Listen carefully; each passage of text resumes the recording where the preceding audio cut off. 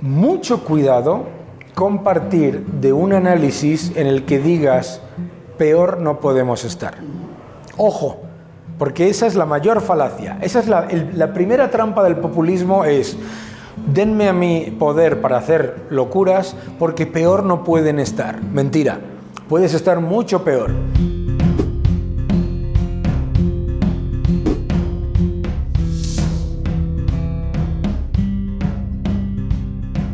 Daniel, desde tu escritorio en Londres, como gestor de fondos de inversiones, ¿cómo ves a México como destino de inversiones?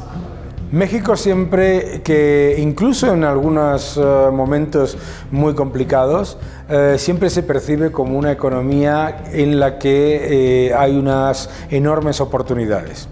México es una economía que tiene un potencial de crecimiento espectacular. Es una economía que desafortunadamente no crece a su potencial. Es una economía que probablemente en épocas de expansión podría crecer 150, 170 puntos básicos más anualmente de lo que ahora mismo crece. Y por lo tanto es una economía en la que por un lado se percibe una gran oportunidad y por otro lado siempre se han percibido pues una serie de riesgos que son más bien internos, ¿no? El riesgo político, el riesgo regulatorio y el riesgo en cuanto a legislación, ¿no? A mí me parece que, vamos, si nosotros nos planteamos ahora mismo un escenario de cómo está el mundo, si alguien tiene que poner dólares en Latinoamérica, México es un país privilegiado para invertir, porque por la población, por la calidad de las instituciones. ¿Estás hablando de inversiones financieras? Estoy hablando de inversiones financieras, por la calidad de las instituciones, por la complejidad y también por la calidad del sector financiero. Y bueno, pues la verdad es que es un país que merece la pena en general, ¿no? Yo creo que hay que verlo desde ese punto de vista. Dijiste en 2015 en un artículo que el riesgo de México es el costo de oportunidad de no cumplir con su potencial. Sí. ¿Sigues pensando lo mismo, que ese es el riesgo más importante de México? Es uno de los riesgos más importantes. Siempre que escucho a los políticos hablar, hablan desde una complacencia, como si el problema de México fuese, digamos, de redistribución o de soluciones mágicas, en vez de llevar a cabo ese potencial, de fortalecer ese potencial, de facilitar ese potencial.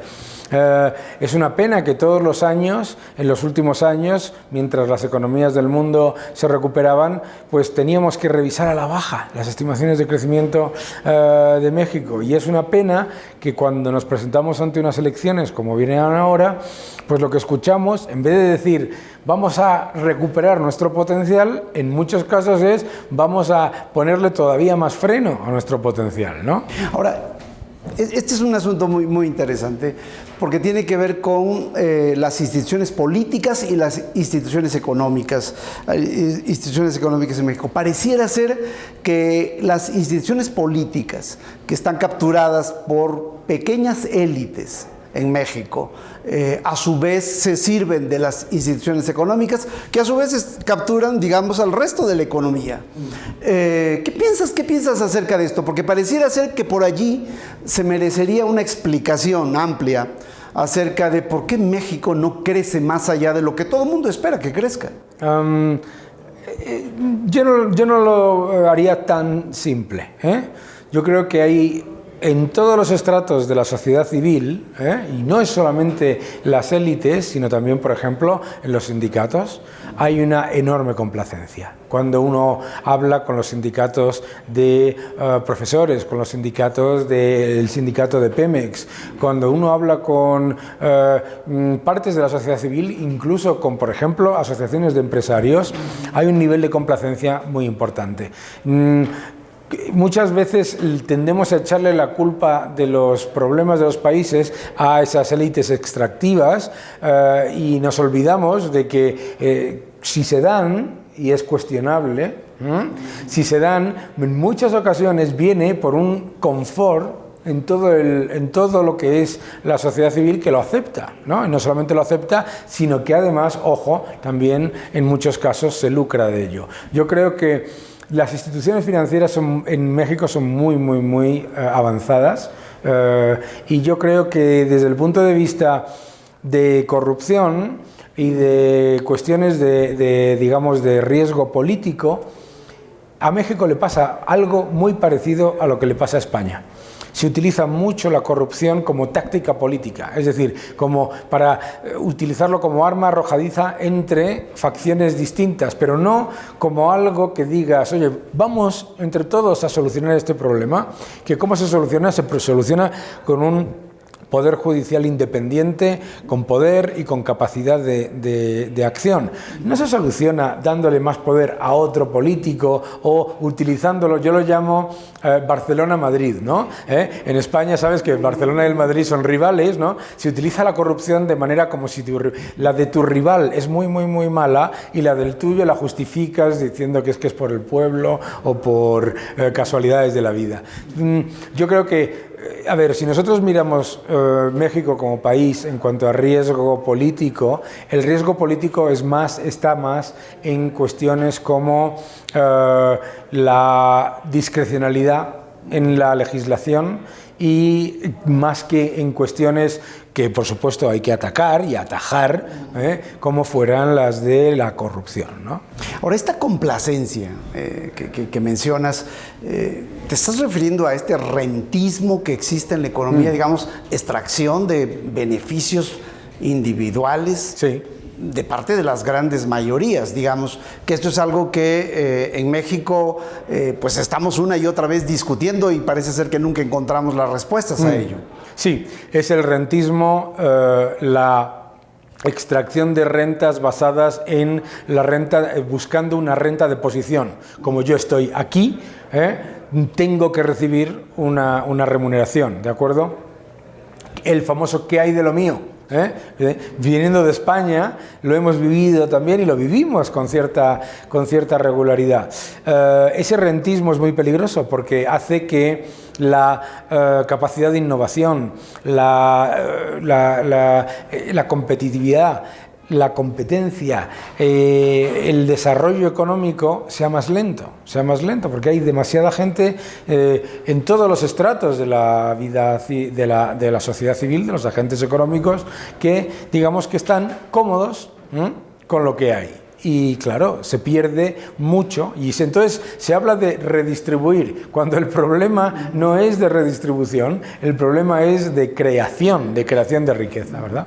Ahora, durante décadas, porque aquí tenemos que hablar de décadas, los niveles de productividad en el país, en la economía, y los niveles de crecimiento económico en México son bastante mediocres. Sí. ¿Tú dirías que esas son políticas fallidas de la economía mexicana? Es decir, se han intentado una serie de cambios, de reformas, incluso de modelos, ¿no?, que algunos políticos han vendido en las épocas electorales, y han pasado diferentes partidos por la silla presidencial ya en los últimos años. Sin embargo, pareciera ser que estos indicadores se mantienen estáticos. Imaginemos que nosotros tenemos esta habitación con estos maravillosos muebles, esta maravillosa decoración, y la habitación está hecha un desastre, los muebles están rotos, está todo destrozado. Y en el medio de la habitación hay un enorme elefante. Y nosotros intentamos decir, bueno, a ver cómo solucionamos, redecorando, pintando las paredes, pasando un poco el polvo. No, el problema es el elefante.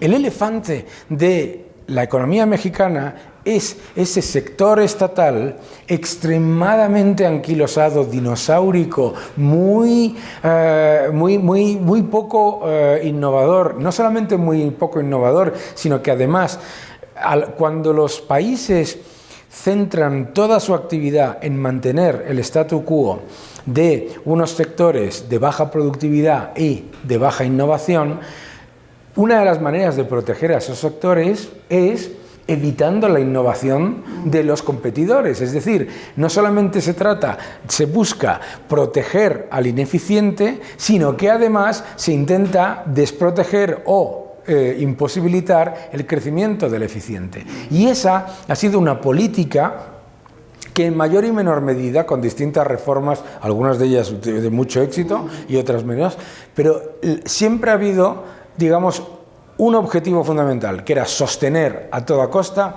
un sector estatal empresarial absolutamente ineficiente, y por lo tanto, pues el elefante en la habitación nunca se ha buscado una solución a ese problema.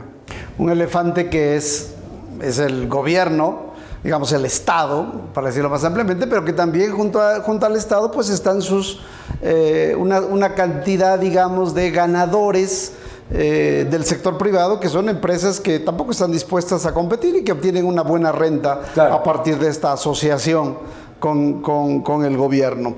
Por cierto, hace poco salió el índice de libertad económica, donde México está en el lugar 63, muy cerca de España, por cierto, que España está en el 60, si no mal recuerdo. Pero me llamaron la atención dos cosas en este índice de libertad económica. Uno es integridad del gobierno, es decir, instituciones públicas con prácticas corruptas, 26.9. O sea, México en niveles de países africanos, de algunos países africanos, y de República Dominicana en América Latina.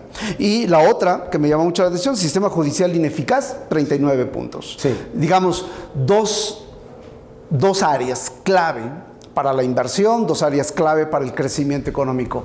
¿Cómo explicar esto? ¿Cómo podemos hablar? Estamos en campañas ahora en México, en campañas electorales, y todo el mundo pontifica respecto a lo que va a hacer sobre estos asuntos, pero realmente la clase política que se beneficia de esto va a hacer una labor casi de martirio, claro, de autocrucifixión, para poder salir de estos indicadores que estamos viendo. No va a ocurrir, no va a ocurrir, por supuesto que no va a ocurrir. Y fíjate que son dos indicadores: debilidad del Poder Judicial y debilidad del sector político, que son el mismo. Son el mismo. Es decir, no es una casualidad que el no tener unas instituciones judiciales poderosas en el sentido de fuertes, independientes y contrastables venga como una segunda derivada de una clase política que tiene, bueno, pues una serie de incentivos perversos, reconozcámoslos. ¿Lo va a solucionar alguien que venga de esa misma clase política, aunque se arrogue la condición de ser el pueblo y el salvador de la patria? Pues si no tenemos más que ver la historia de México o la de España, ojo, que no es una vez, todos los que se presentan como grandes adalides contra la corrupción, luego resulta que son precisamente los que perpetúan esa ineficiencia y esas deficiencias del sector público. Entonces, no, eso de donde va a venir es de la sociedad civil. De donde tiene que venir es de la sociedad civil. Tiene que venir de las pequeñas y medianas empresas, tiene que venir de las familias, tiene que venir de los empresarios que no están en ese capitalismo de cuates que llamamos aquí, ¿no? Tiene que venir de todos esos que dicen, mire, este país es muy grande en todos los sentidos, no grande solamente en tamaño y en población, sino muy grande con G mayúscula de grandeza. Este país tiene que ser un líder en el crecimiento mundial en el futuro. Y lo siento mucho, todos estos que se están todos los que se están presentando, los que vienen de salvar patrias y los que vienen a intentar mantener lo que sea, todos ustedes están equivocados. Todos los que están planteando, porque están todos planteando una solución que es que para solucionar los problemas de un sector público ineficiente y de demasiada interferencia del sector público y del gobierno y de los políticos, hay que darle más poder, más dinero y más control a los políticos. Y no va a funcionar. Y no va a funcionar porque no ha funcionado nunca, ¿no? Fíjate que, por ejemplo, escucho a algunos de estos salvadores que vienen con supuestas ideas nuevas decir que su modelo son los países nórdicos. Pues impleméntelo. ¿Por qué? Los países nórdicos, los funcionarios no están de por vida, porque en los países nórdicos las decisiones políticas no son discrecionales, se toman desde la sociedad civil, porque los países nórdicos son líderes en financiación, en empresariado privado, en libertad económica, en esos índices de libertad económica. Entonces, si su modelo son los países nórdicos, su modelo debe empezar por romper su programa, ese con el que se está presentando a las elecciones de ahora. Ahora, Daniel, esta es una pregunta que se lo he hecho a muchos intelectuales mexicanos. Siempre decimos la sociedad civil. Es la sociedad civil de donde tiene que venir esta ruptura, digamos, o digamos esta nueva forma de pensar y de implementar la política pública. ¿Cómo?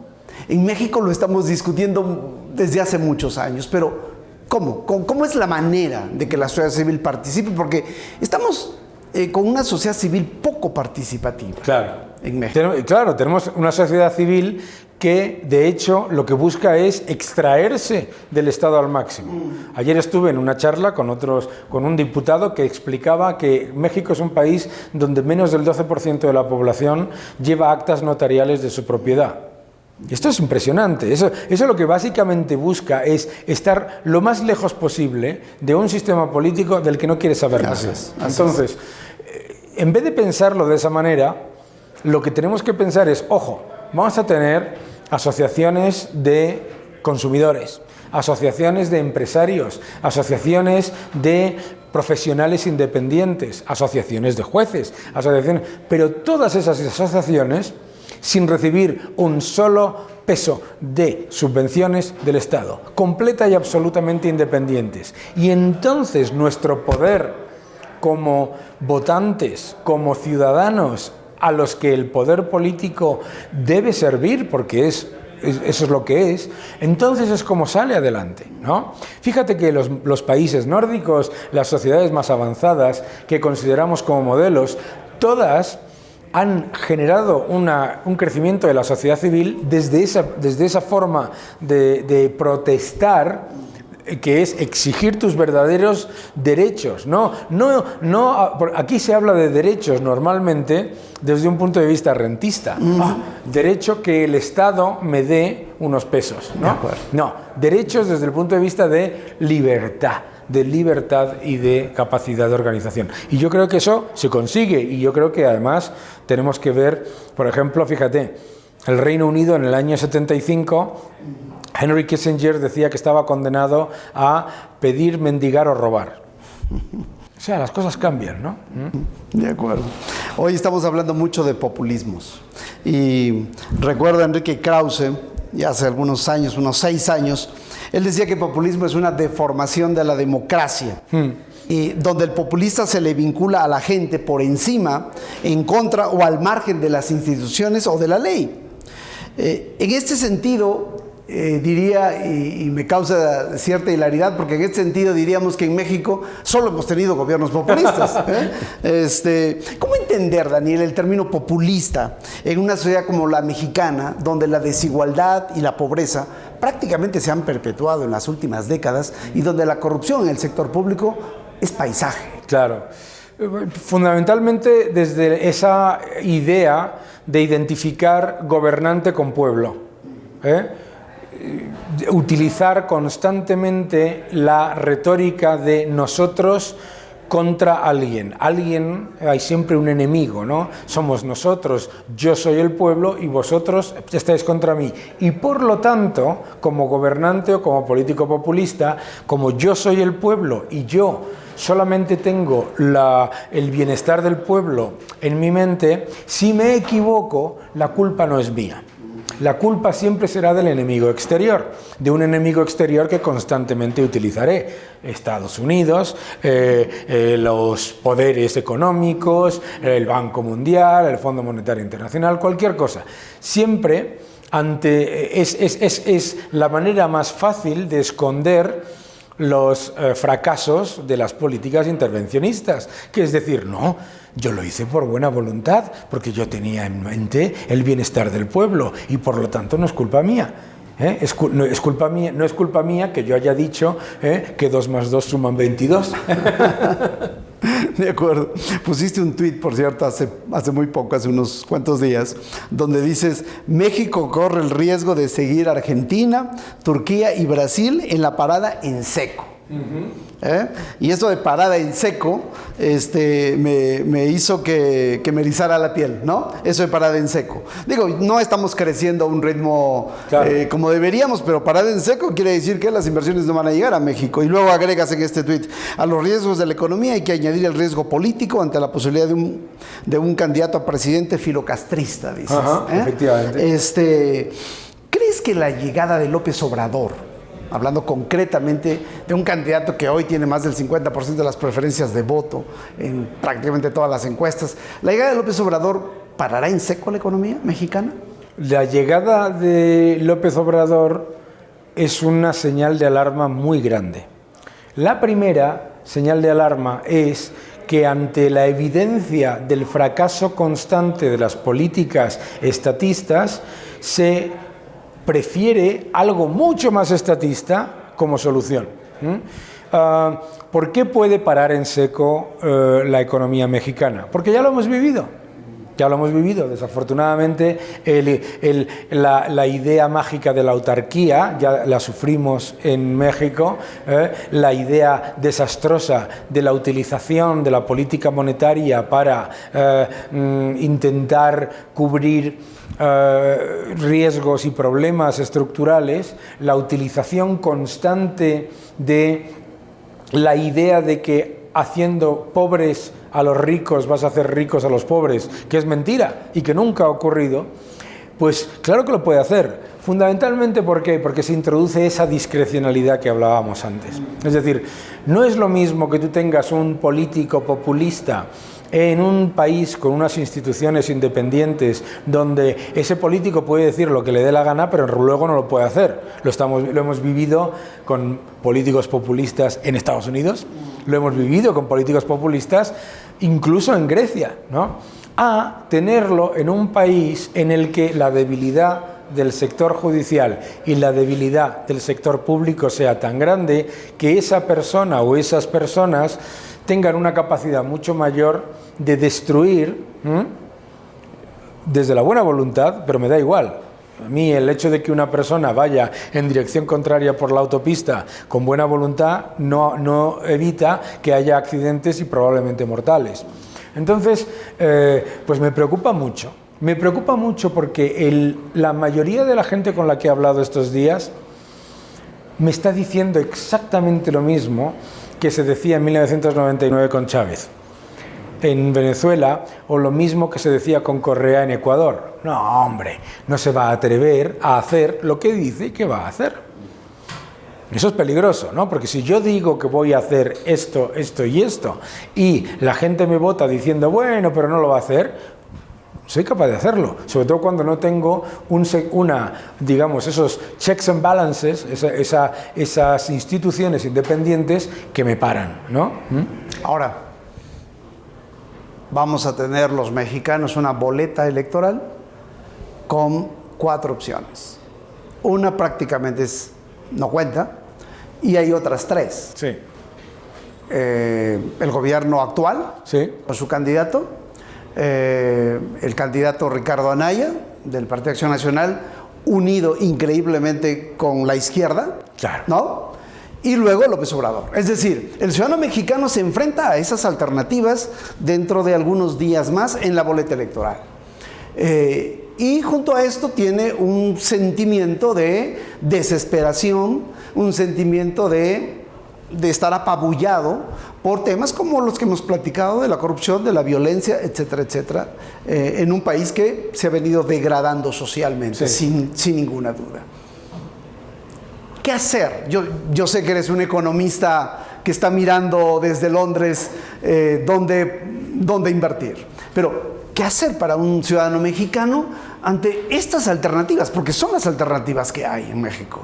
Lo que yo le diría primero a un votante mexicano, igual que a uno español, o a uno griego, o a uno islandés, es mucho cuidado con partir de un análisis en el que digas peor no podemos estar. Ojo, porque esa es la mayor falacia. Esa es la primera trampa del populismo es: denme a mí poder para hacer locuras porque peor no pueden estar. Mentira, puedes estar mucho peor. Y la evidencia la tenemos en países desafortunadamente muy cercanos. Primero, puedes estar mucho peor. Dos, cuando votas en México en una situación efectivamente de descontento, con retos muy importantes para la economía, no solamente tienes que votar por, tienes que votar contra. Eso nos ha pasado en España, nos ha pasado en Portugal, nos ha pasado en Francia, ha pasado en muchos países. No solamente tienes que votar lo que consideras que es bueno para ti y para tu país, tienes que votar también contra lo que es malo para tu país y para ti. Muy importante eso. A partir de ahí, obviamente no le voy a decir a la gente que votar. Es verdad que cuando tienes esas posibilidades, normalmente el ciudadano dice: si todos son lo mismo. Segunda trampa del populismo: todos son lo mismo. No, no todos son lo mismo. Entonces, no es verdad que no puedas estar peor. No es verdad que todos sean lo mismo. Y tres, no solamente tienes que votar a favor de algo que crees que es bueno, sino en contra de algo que crees que es muy malo. Bien, te agradezco mucho el tiempo y termino con dos preguntas. Hace poco tú publicaste un libro acerca de los bancos centrales, un libro muy interesante y que es necesario que leamos todos. ¿Cómo ves al Banco de México, al Banco Central de México, hoy día con su política monetaria? Es un banco central que, digamos, su mandato constitucional es básicamente la estabilidad de los precios, sí, ¿no? ¿Cuál es tu apreciación acerca del Banco Central? Bueno, primero, como Banco Central, vamos a ir por lo positivo y lo negativo. A mí no me gusta ser maniqueo, ¿no? Positivo: impresionante el nivel de independencia que tiene el Banco Central de México, considerando todos los factores de riesgo que hablábamos antes. Ojo, primero, importante, muy importante. Segundo, positivo: el Banco Central de México tiene algunos de los mejores profesionales del mundo en análisis de la política monetaria y de los efectos de la política monetaria y de la economía. Muy buenos profesionales. Muy buenos profesionales, nivel de independencia mucho mayor de lo que cualquiera se podría imaginar, sobre todo comparado con el Banco Central, por ejemplo, de Argentina o de Brasil, ¿no? Ahora, elementos negativos. Bueno, estas comparaciones son un poco... No, pero es que estamos hablando, estamos hablando de las mayores economías de Latinoamérica. Pero, y de nuevo, volvamos a lo que decíamos antes, lo de no podemos estar peor. Ojo, se puede estar peor, ¿no? Bien, negativo. El Banco Central de México siempre ha tenido una visión de su capacidad de controlar los precios y su capacidad de generar estabilidad en los mercados financieros demasiado alta.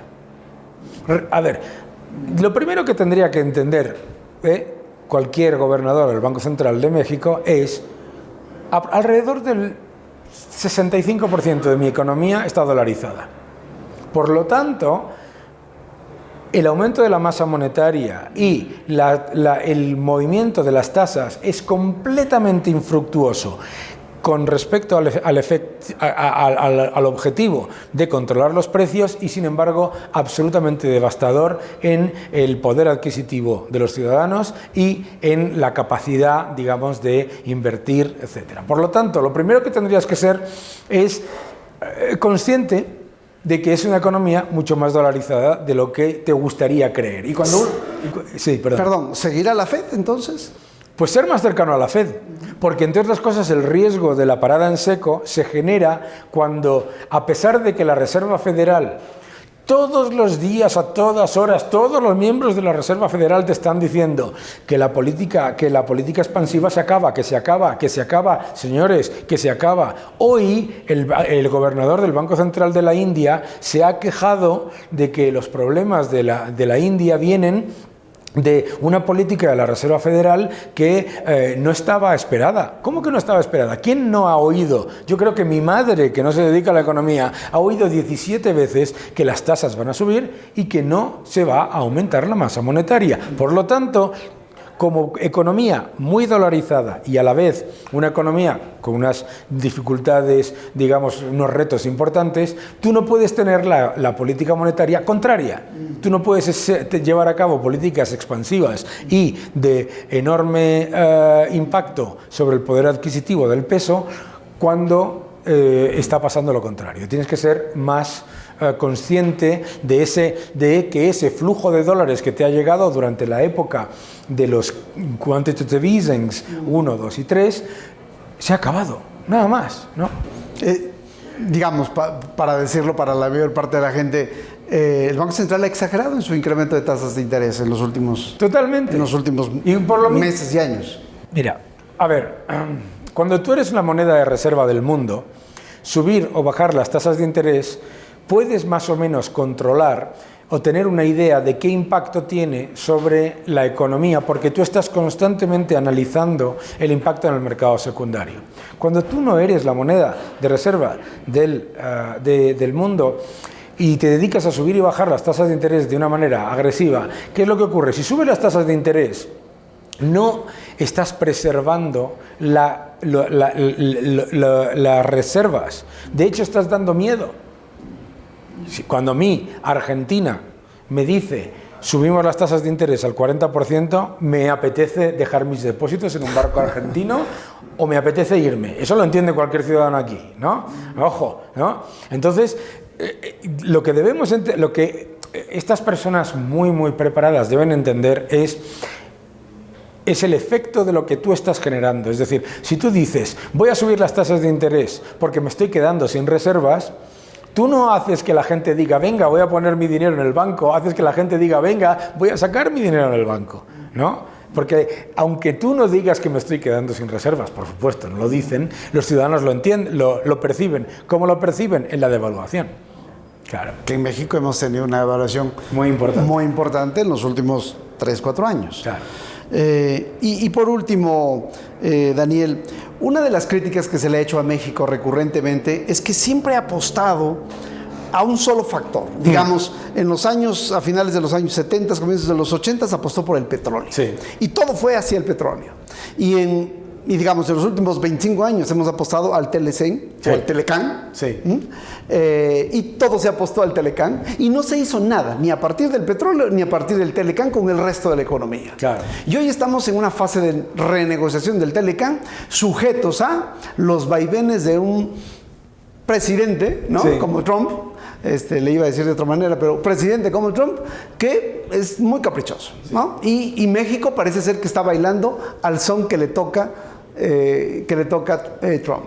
Y fíjate que a mí me parece sorprendente que México lleve a cabo esa política es verdad, concentrar el esfuerzo estatal en un sector y además, claro, ¿eso qué significa? Y volvemos a lo que hablábamos antes, subvenciones, efectos llamada falsos,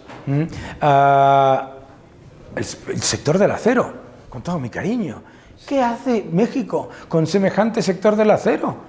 Con todo mi cariño, sí, tiene sobrecapacidad, no para la demanda mexicana, sino para lo que vende dentro y para lo que exporta. Todavía tiene sobrecapacidad. Y a eso le añades a un sector que ya tiene sobrecapacidad en Estados Unidos, en Canadá, en Reino Unido, en Noruega y en China. ¿Qué haces? ¿No? O sea, uno de los problemas es esa visión autárquica, que también viene en el programa, por ejemplo, de López Obrador, ¿no? Vamos a construir refinerías. ¿Cómo vas a construir refinerías? ¿Estás loco? Hay 12,5 millones de barriles de exceso de capacidad en el mercado de refino. ¿Para qué? Es exactamente lo mismo que decir, tengo un supermercado que vende poco, voy a construir un supermercado al lado.